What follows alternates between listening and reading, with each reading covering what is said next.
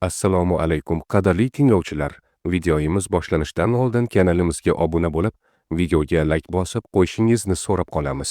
Bu siz uchun 5 soniya vaqt olishi mumkin.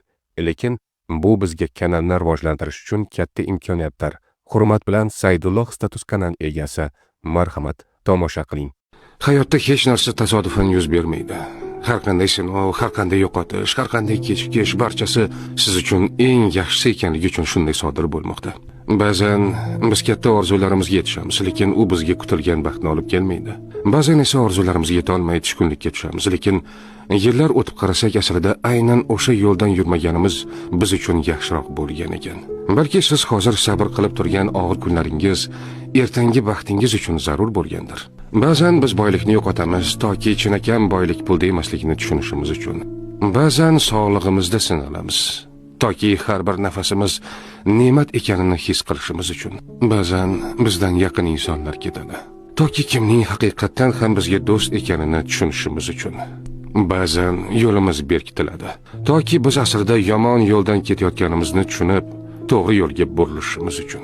Siz hozir tushunmasligingiz mumkin, lekin bilingki, har bir kechikish yaxshiroq narsa kelishi uchun, har bir yo'qotish sizni yaxshiroq ne'mat kutayotgani uchun, har bir sinov sizni yanada kuchliroq bo'lishingiz uchun beriladi. Shunday ekan, tushkunlikka tushmang.